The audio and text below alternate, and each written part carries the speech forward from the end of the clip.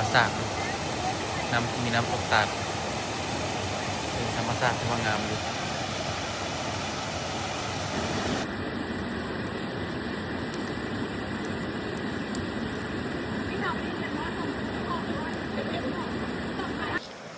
สบายดีสุดโตมันนี่เขาอยู่ที่เมืองเวียงทองแก่งขมวดเนาะวันนี้มาพากันมากินข้าวป่าเนาะ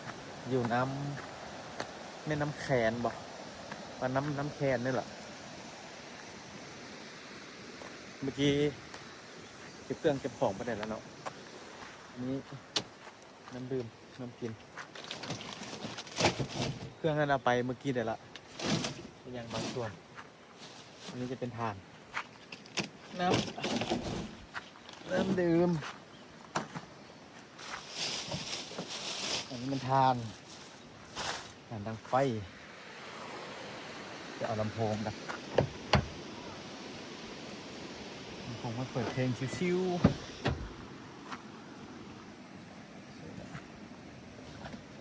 เสร็จแล้วลำโพงนี่ JBL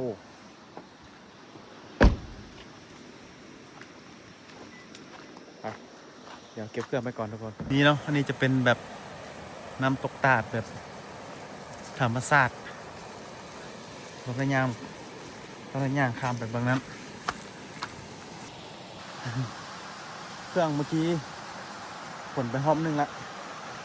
นี่ได้กลับมาหอบ2เนาะแต่มีคนก็จะเอาไปนี่แหละโอ้แต่ว่าแหล่งท่องเที่ยวนี้เนาะกระเจ้าแบบชิมขี้เนื้อน่ะไม่ค่อยแบบ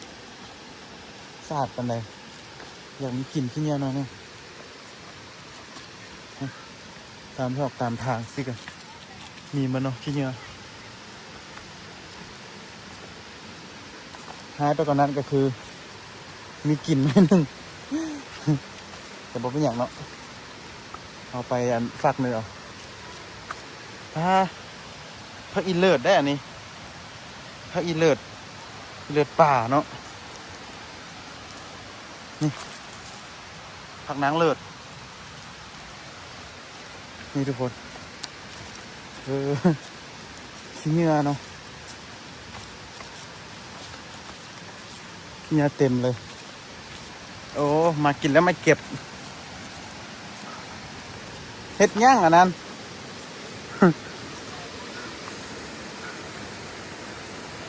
เป็นแนวได้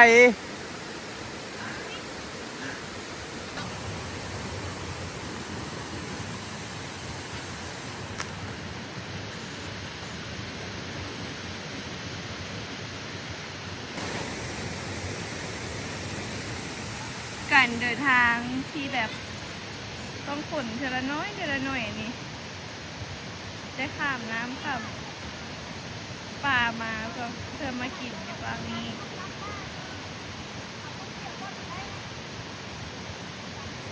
สู้ชีวิตแห่ง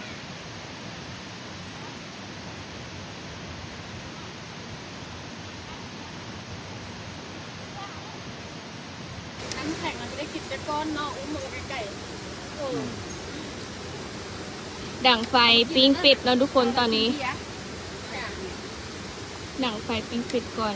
ลูกมาละเป็นลูกหลวงจังวะเดาไม่เอามันมีน้ำมันเลยไหมอาจจะได้อยู่อย่าใช้คำว่าอากาศไอเบนโบหิ้วมากระเป๋าดำนะเขาคิดว่าออกมาเขาแต่คนที่เหลือกลับมาคือเจ้าเต็มไหนเดี๋ยวเราชมจะลูกบ่นะจะลูกอยู่อ่ะเอาฟืนใส่อีกบ่เนี่ยมันมีหงอย่างนะหงอย่างแต่หงอย่างก็คือสิเปียกข้างๆอาจจะเปื้อนเห็นแบบเปื้อนขี้เนี่ยกับเจ้าบุทิมหรือไม่เท่าเห็ดแดงเราจะให้ไหมให้เห็นอย่างหวานนี่ที่ใส่ เดี๋ยวถ้าให้ไฟติดแล้วก็สิปิ้งเป็ดเนาะ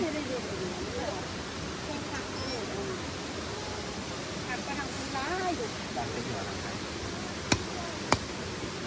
เจ้าก็ดังไฟเป็นหน่อย เป็นอยู่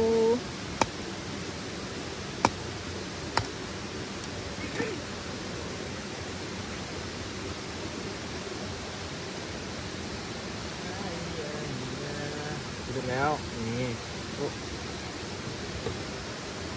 การเอาตัวรอดในป่าคืออย่างไรใช่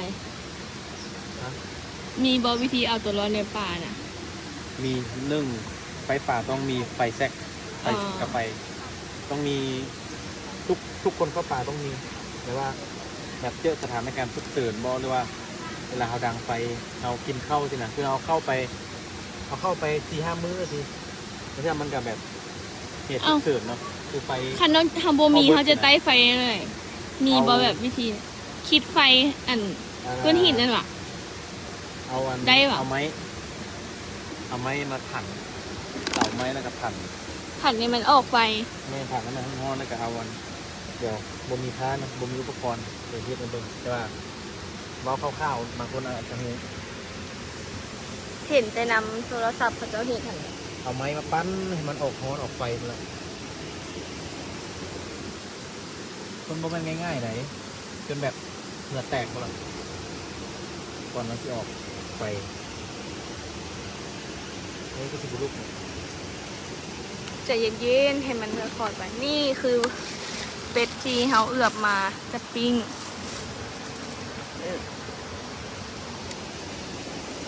นี่อันนี้ก็จะเป็นธรรมศาสตร์มีน้ำตกตาดเป็นธรรมศาสตร์ที่ว่างามอยู่นี่ทุกคนอันนี้ก็คือเมนูของเราเมื่อนี้เนาะปิ้งเป็ดปิ้งปูปิ้งปลายังอยู่ทางนู้น มันโมเมนปลาธรรมชาติแต่บนปลาหาเลยปลาพระเจ้าหามเนี่ยครับเป็นปลาหนาปลาเสือป่ะเป็นวะเรากระบุงนำบ่เคยเห็นไปเดี๋ยวเราไปปิ้งเป็ดกัน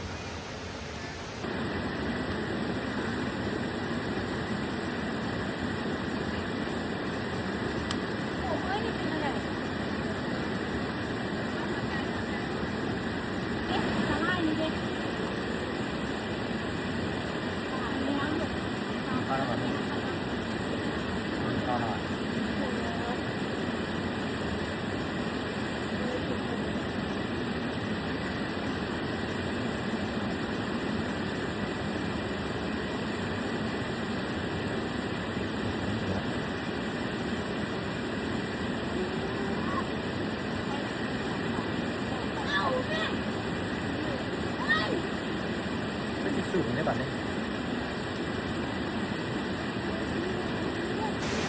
ปลาเป็นตาแซ่บแท้เออ ปลา โคตรเห็นโคตรเห็นไอ้ เออ เห็นนะ อยู่ไฟกันอันนี้เลยเนาะ เพราะแบบไฟมันเห็น อย่าให้มันขาดเลย โคตรเนาะ เป็นตาแซ่บเนาะอยู่เข้าเว้ย เด้อแถมอยู่ใกล้มานี่มากินน้ำกันเลยทุกคน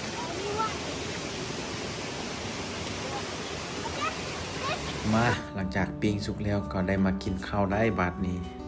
บอกเลยว่าทุกคนบรรยากาศแบบนี้เนี่ยนะหาได้ยากเนาะอยู่ในเมือง และโอกาสที่จะมากินข้าวป่าข้าวน้ำเค็มน้ำแบบนี้นะคือแบบหาโอกาสได้ยากแหงเนาะสำหรับมื้อนี้แม่นเราเอาอาหารมาแต่งกินอยู่แคมป์น้ำแบบนี้นี่บอกเลยว่าความแซ่บนี่สุดยอดเลยพี่น้องแซ่บบ่แซ่บบ่ฮู้เบิ่งแต่จับขาคนละขาการมากินข้าวปลาแบบนี้มันก็เป็นการพักผ่อนอีกอย่างหนึ่งกินข้าวไปนำเบิ่งธรรมชาติไปนำบอกได้เลยว่าบรรยากาศแบบนี้นี่คักแฮงพี่น้องถ้าใครมักคลิปแบบนี้ก็ฝากกดไลค์กดแชร์ให้เด้อ